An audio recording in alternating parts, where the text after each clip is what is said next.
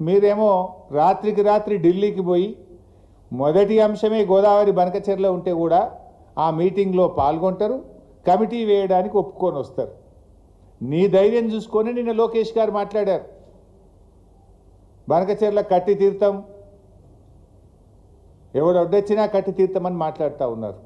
మరి నువ్వు ఎందుకు మాట్లాడవు? ఎందుకు ఈ రాష్ట్ర ప్రభుత్వం నోర్లు మూసుకున్నది అని నేను అడుగుతా ఉన్నా.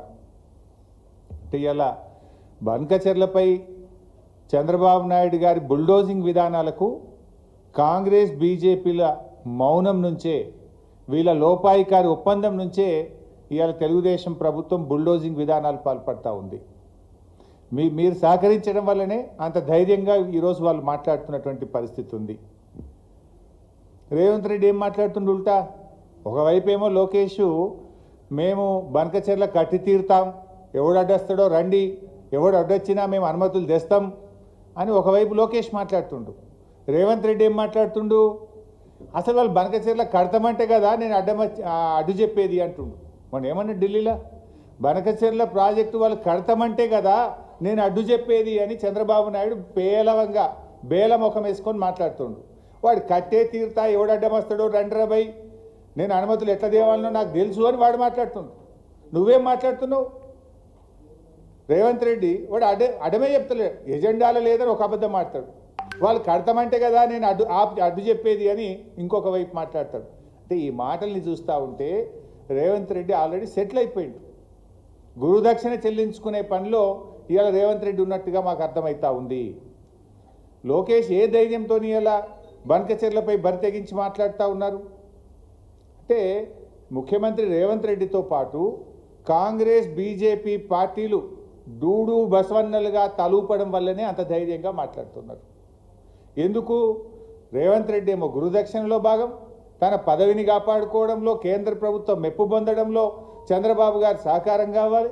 ఇంకొక వైపు బీజేపీ ప్రభుత్వం ఢిల్లీలో తమ పీఠాన్ని కాపాడుకోవడానికి ఇవాళ తలలూపుతున్నటువంటి పరిస్థితి ఉన్నది. అయినా ఇవాళ లోకేష్ గారు ఏం మాట్లాడుతుందంటే, మిగులు జలాలు ఇవాళ సముద్రంలో కలుస్తున్నాయి మీకు కనబడతలేదా అని మాట్లాడుతున్నాడు. నేను అడుగుతా ఉన్నా లోకేష్ గారిని, ఇవాళ అసలు సాగునీటి జలాలపైన లోకేష్ది అవగాహన లోపం, ఆయన అవగాహన లేకుండా మాట్లాడుతూ ఉన్నాడు. ఇన్ఫ్యాక్ట్ ఆయన ఒక యంగ్స్టర్. నేను ఆయనకు చెప్పదలుచుకున్న ఏంటంటే, భవిష్యత్తులో మీరు చెడగొట్టుకుంటా ఉన్నారు, అవగాహన లేకుండా మాట్లాడి ప్రజల ముందు అభాస్పాలైతా ఉన్నారు. ఒక అంతర్రాష్ట్ర విషయంలో కానీ ఒక నీళ్ల విషయంలో మాట్లాడేటప్పుడు ఆచితూచి మాట్లాడాలి, అవగాహనతో మాట్లాడాలి. అధికారం ఉంది కదా, మందబలం ఉంది కదా, కేంద్రం మా చేతిలో ఉంది కదా, రేవంత్ రెడ్డి మా చేతిలో ఉన్నాడు కదా, మేము ఏం మాట్లాడితే అది చెల్తుంది అనుకుంటే అది పొరపాటు. నేను అడుగుతా ఉన్న లోకేష్ గారిని, మిగులు జలాలు సముద్రంలో కలుస్తున్నాయి అని మాట్లాడుతున్నారు మీరు. మరి నిజంగా నీళ్లు ఉన్నదే నిజమైతే కేంద్ర ప్రభుత్వ సంస్థలు సెంట్రల్ వాటర్ కమిషన్ మీ డిపిఆర్ను ఎందుకు తిప్పి పంపింది? కేంద్ర ప్రభుత్వ సంస్థ గోదావరి రివర్ మేనేజ్మెంట్ బోర్డు మీ డిపిఆర్ను ఎందుకు తిప్పి పంపింది? కేంద్ర ప్రభుత్వ ఆధ్వర్యంలో ఉన్న పోలవరం ప్రాజెక్ట్ అథారిటీ మీ గోదావరి బనకచెర్ల డిపిఆర్ను ఎందుకు తిరస్కరించింది? కేంద్ర ప్రభుత్వ ఎన్విరాన్మెంట్ మినిస్ట్రీ మీ యొక్క ఎన్విరాన్మెంట్ ఇంపాక్ట్ అసెస్మెంట్ కోసం ఇచ్చిన డిపిఆర్ను ఎందుకు తిరస్కరించి వాపస్ పంపింది?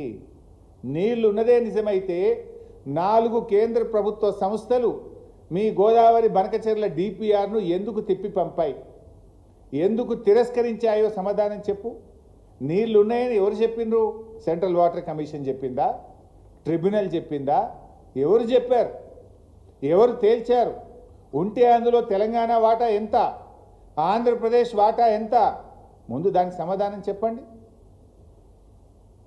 ఇలా అది కాకుండా ఆయన మాట్లాడుతున్నారు, మేమేమైనా కాళేశ్వరంకు పొక్కగొట్టి తీసుకుపోతున్నామా? ఏమైనా పొక్కగొట్టేందుకు ఇదేమన్నా శ్రీశైలం ప్రాజెక్టా, పోతిరెడ్డిపాడు ప్రాజెక్టా? ఇదేమన్నా ఉమ్మడి ఆంధ్రప్రదేశా? నువ్వు పొక్కగొట్టేది ఉంటే ఇది లిఫ్ట్ ఇరిగేషన్ కదా, ఇది పొక్కగొట్టే ప్రాజెక్ట్ కాదు కదా. కాళేశ్వరం ఇజే లిఫ్ట్ ఇరిగేషన్ ప్రాజెక్ట్. ఎత్తిపోతల ప్రాజెక్టుకు పొక్కగొట్టుడో చిల్లుగొట్టుడో ఉండదు. అయినా ఇదేం ఉమ్మడి ఆంధ్రప్రదేశా? ఆనాడంటే ఉమ్మడి ఆంధ్రప్రదేశ్లో ఈ తెలంగాణ కాంగ్రెస్ తెలుగుదేశం నాయకులు పదవుల కోసం పెదవులు మూసుకోవడం వల్ల